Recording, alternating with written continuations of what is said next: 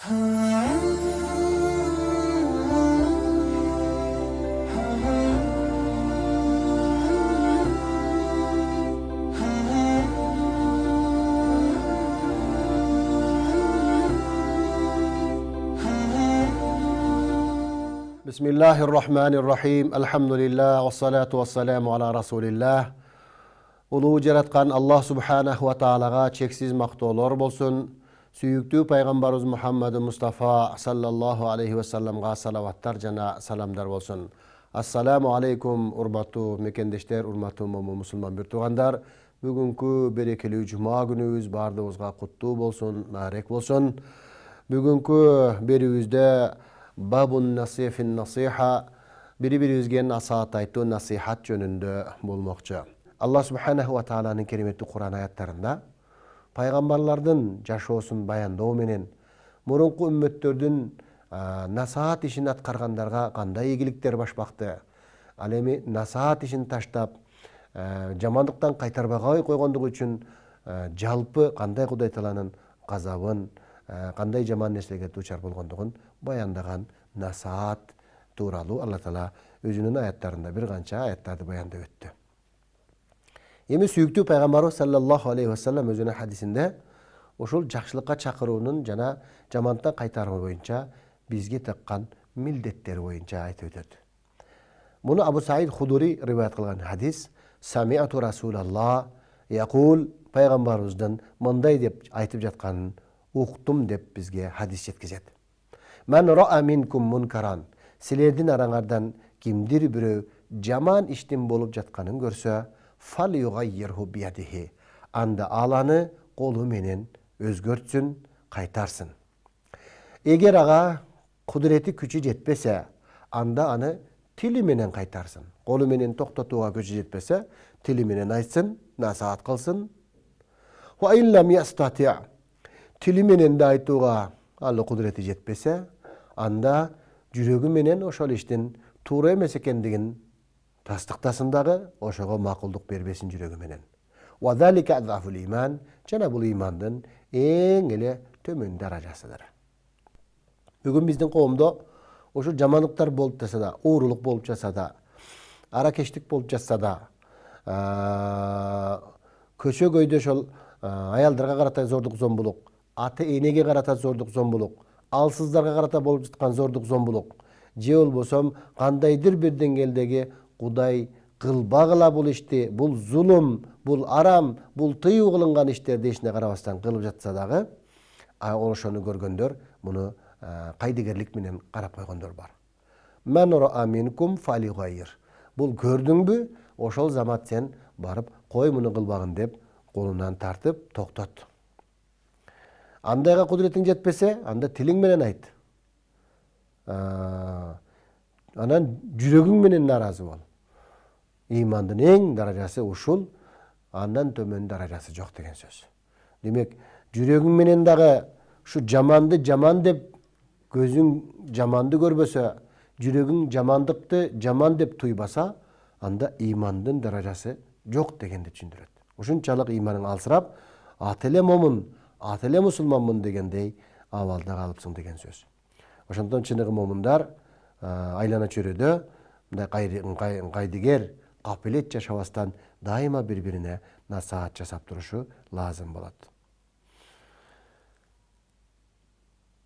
Бардык пайгамбарлар өзүнөн пайгамбарыбыздан мурдагылардын бардык жүргөн пайгамбарлардын бардыгы алар жакшылыкка чакырууга жана жамандыктан кайтарууга өкүм алышкан. Мындайканда эң негизги иши ушул болуп эсептелет. Дагы бир пайгамбар саллаллаху алейхи ва салламдын хадисинде айтылат: "Иннаху юстамалу алейкум имраатун фатарифунаху". Yani al-qaimu fi hududillahi ma'nahu al-munkiru laha wal-qaimu fi daf'iha izalataha wal-muradu bil-hudud ma nahallahu anhu ista'an. Yani Allah Taala'nın çekterin turguzgan adamlar jana аны turguzbagan adamlar. Ошону Шабул хадисте шарттап айтып атат. Аллахтын худудун кайым дегени Аллах айткандай кылып аткаруу, Алла кыл дегенде кылган, Алла кылба дегенде кылбаган, жана ошолорду Аллахтын бизге чийип берген чек араларынан ашпастан жашаган инсандарды айтат экен. Масалул каими фи худудилла.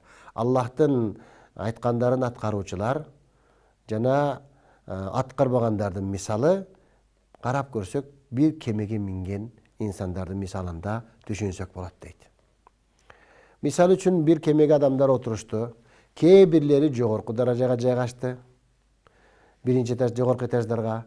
Ал эми кээ бирлери болсо кеменин этаждарынын эң төмөн даражасына жайгашышты. Андан кийин астында жашагандар улам суу алганы жогорку даражага көтөрүлүп кыйналып, кой биз сууга жакын турган эң жакын биз го деп, анан кемеден эле тешик тешип, ошол жерден эле суубузду алып турсак деп кемени тешип алышса, аны көргөн, аны сезген, байкаган, билип тургандар бул кылгандарынан токтотпошо, кайтарбаса, алар не болот? Алар дагы аны менен кошо биргеликте сууга чөгүп халак болушат, яны өлүп калышат.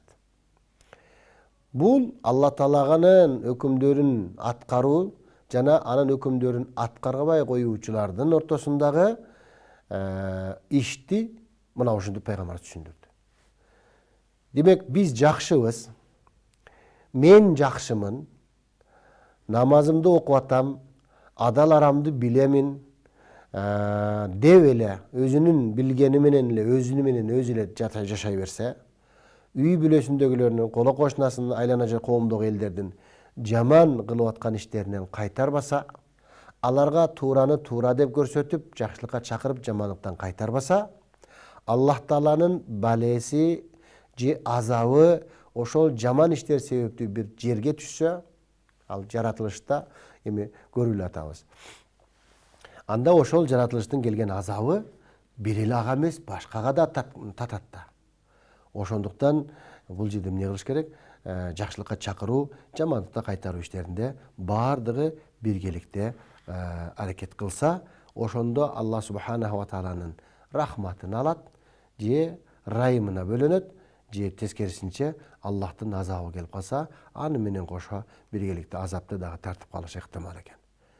Ошондуктан бүгүнкү күндө жакшылыкка чакыруу, жамандыктан кайтаруу маанилүү иш. Бул уммул хасанат, жакшылыктардын энеси. Бул качан айтыла берсе, кулактарга түшө берсе, улам насаат айткандан чарчабастан айта берсе, адамдар бул жакшылыктарды ала берет, жана жакшылардын саны аша берет. Жакшылыктар канчалык элде көп болсо, жакшы инсандар канчалык көп болсо, башка адамдарга ошончолук пайдасы көп дейт. Жакшы адамдар бар экен. Ошон үчүн бул дүйнөдө көп кыйналгандар, азап тарткандар, башка болгондор ошолордон райым алып турат. Ошол жүрөгүндө имандын бир буудайдай бир бөлүгү болсо дагы, ошол иманы менен ал райымдуулук кылып, боор тартып, кыйналганга жардам колун созуп, ач калгандарга тамагын берип, мына ушундай бир жардамдарды кылып атат. Бул дагы болсо ошол инсандагы ырайымдуулуктун, имандын мөмөлөрү болгон ырайымдуулуктун белгилери деп айтсак болот. Демек, жакшылыкка чакыруу, жамандыктан кайтаруу адам баласы үчүн, коом үчүн ушунчалык чоң мааниге ээ экендиги бул хадистерде баяндалып өттү. Ал эми аманатты жеткизүү дагы момун мусулмандын парзы, милдети. Алла Таала Кур'ан-ы Каримде айтат: "Инналлаха я'мурукум ан ту'аддул аманати ила ахлиха." Албетте Алла Таала силерге буйрук берет, ой момундар, аманаттарды аткаргыла, өз ордуна жеткизгиле, өз ээлерине жеткизип бергиле деп. Алла Таала кереметтүү Кур'анда бир аятында айтат: "Инна араднал аманата ала самавати вал ард." Биз аманатты биринчи асман, жерлерге, тоолорго сунуштадык, бердик. Фа абайна, алар баш тартышты. Аны көтөрүп алгандан, мойнуна алгандан, көтөрө албаймын деп баш тартышты. Вашфакна минха ва хамалаха ал-инсан иннаху кана залуман жахула. Инсан бул аманатты мойнуна алып алды. Иннаху кана, Ал өзүнө өзү зулум кылуучу жана шашкалак жахил болуп чыкты дейт. Бул аманат ушунчалык ооругунан тоо, асман, жер баш тартты. Жок, мындай аманатты көтөрө албаймын деп. Ал аманат не десе, куллама ю'мину алейхи мин амрин ва нахйин ва ша'нин мин динин ва дунин. Бул деген ар бир куллама ю'мину алейхи. Аллах Таалагадан келген өкүмдөрдүн бардыгына биз иман келтирген нерселер. Алладан келген нерселер дейли. Алла берген, мисалы үчүн берген буйруктарды, Кудай Таала кайтарган кайтарууларды кылба деген нерселер. Ошондой эле диндин жана дүйнөнүн жашоосуна, динге тиешелүү жашоодогу Алла Таала берген өкүмдөрдү инсан мойнуна алып алды. Мойнуна алгандан кийин ошол нерсени эмне кылыш керек? Ошол аманатты биз аткарышыбыз керек, так турушубуз керек. Эң чоң аманат мына ушул. Хош, Hazreti Abu Hurayra radhiyallahu ta'ala anhudan riwayat kılınat. Ayatul munafiqi salasatun. İza haddasa kaziba ve iza wa'ada akhlafa ve iza tumina khana. Muttafaqun aleyhi.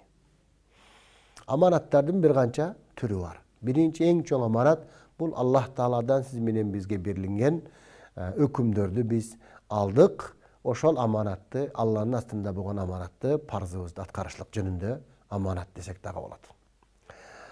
Allah Subhanahu wa Taala bizge baldarыбызды, үй бүлөбүздүн бардык мүчөлөрүн bizge Allah Taala amanat kılıp berdi. Al amanatты сакташ. Amanatты сакташ дегенде алардынга тийиштүү өкүмдөрдү сакташ. Бала бакыраны, талим тарбияны татыктуу кылып берген, өз учурунда берген, жедирип атамго, ичирип атамго, эл жебегенди жедирдим, эл кийбегенди кийдирдим деп кылганды миннет кылыш эмес. Бул аманаттын бир жагын эле кылдыңыз. Экинчи жагы калып калды. Экинчи жагы ага Аллахны таанытуу, Аллахтын пайгамбарын таанытуу, ошондой эле эл менен мамиле кылууну, улууга, кичүүгө кызмат кылууну, урмат кылууну, акыларын үйрөтүү, ата-энеге, коом менен кандай мамиле кылуу, мына ошол жактарындагы бардыгын окутуп түшүндүрүп коюш керек.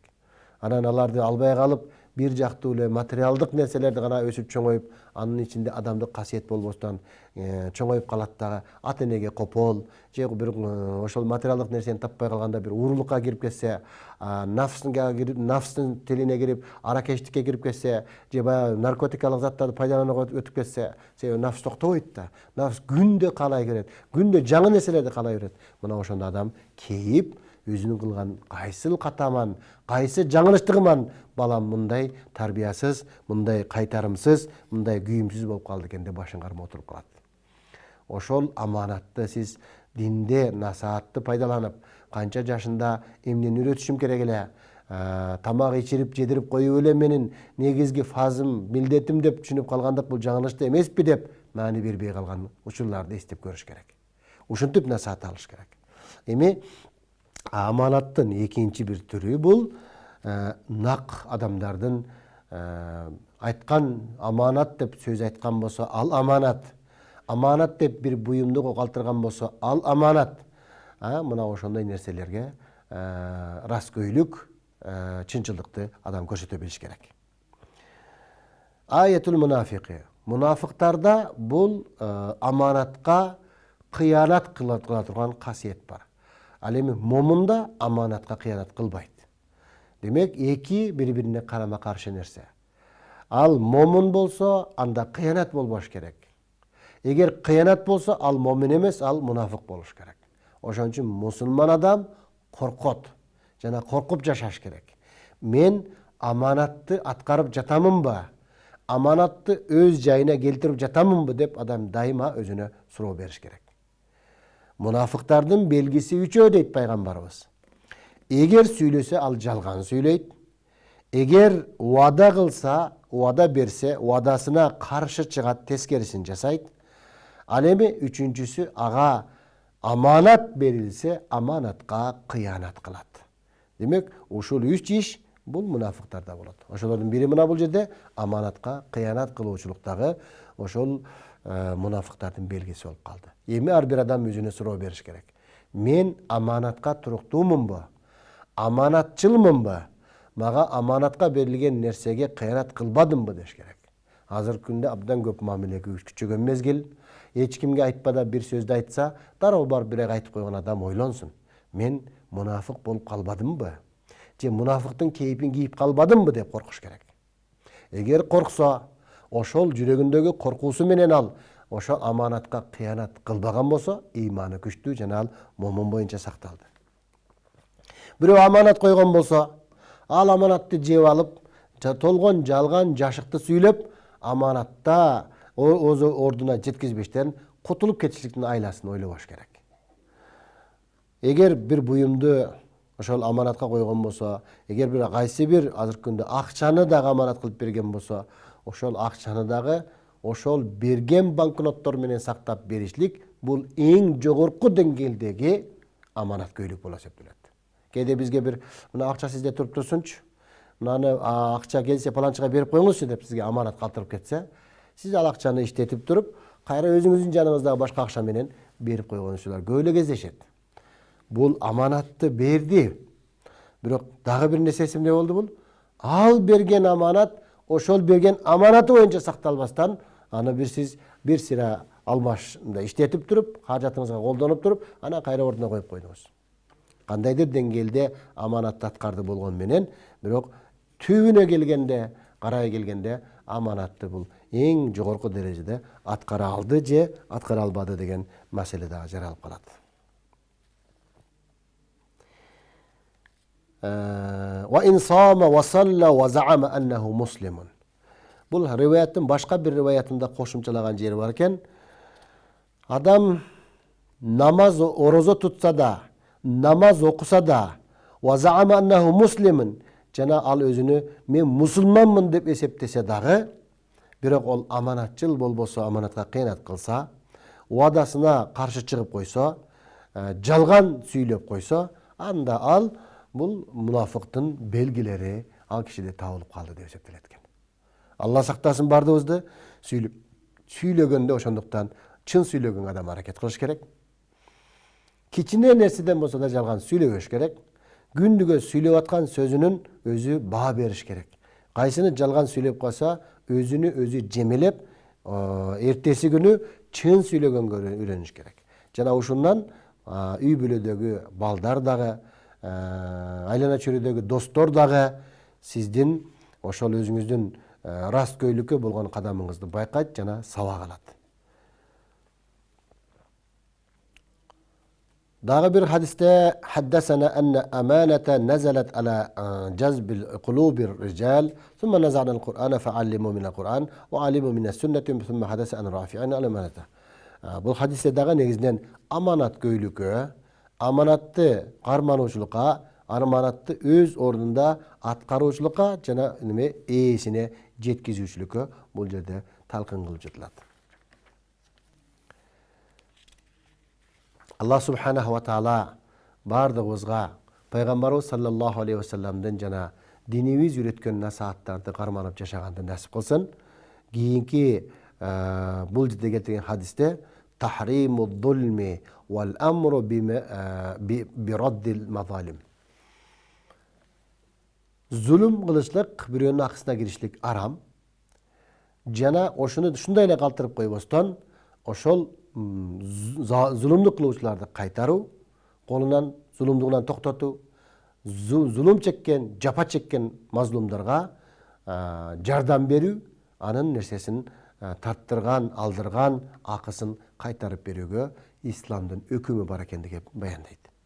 Аллах субханаху ва таала айткан масала мауизаларыбызга амал кылуучулардан кылсын, билип кылган, билбей калган каталарыбызга тобо кылуучулардан жана тобосу кабыл болгон инсандардан кылсын. Ассаламу алейкум ва рахматуллахи ва баракатух.